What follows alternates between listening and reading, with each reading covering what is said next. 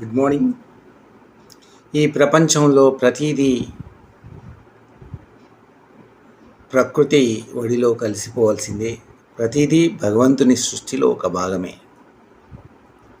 భూమి నాదని ఒకతను చాలా గొప్పగా చెప్తుంటే భూమి నవ్వుతుందట. భూమి ఎప్పుడూ ఒకరిది కాదు.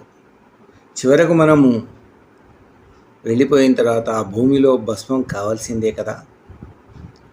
అదేవిధంగా ధనము ఒక లోభివాడు ధనము దానం చేయకుండా అంతా తన దగ్గరే ఉంచుకుంటాడు. అంత మాత్రాన ధనము తన దగ్గర ఉంటుందా? ధనం చంచలమైనది. అది ఒకరోజు ఒకరి దగ్గర ఉంటుంది, ఇంకో రోజు ఇంకోరి దగ్గర ఉంటుంది. కాబట్టి ధనము ఎప్పుడూ ఒకరి దగ్గరే ఉండదు. కాబట్టి చంచలమైన ధనము ఒకరి దగ్గరే ఉండదు కాదు. కాబట్టి లోభి ధనము నాదని అనుకోవటం కూడా అత్యాశ. అలాగే రణరంగంలో ఒక సైనికుడు చూసి పారిపోయాడట.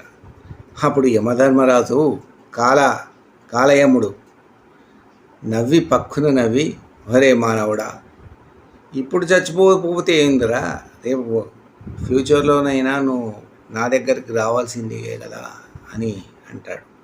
చూసారా ఎంత విచిత్రమో. ఏదైతే మనది అని అనుకుంటున్నామో అవి ఏవి మనవి కావు. భూమి మనది కాదు, ధనము మనది కాదు, ఈ శరీరం మనది కాదు. కాబట్టి మనం ఈ ప్రపంచంలో ఈ నిగూఢమైన వాక్కులను నమ్మాలి. వాటికి అనుగుణంగా మనం ఆచరించాలి. ధన్యవాదాలు.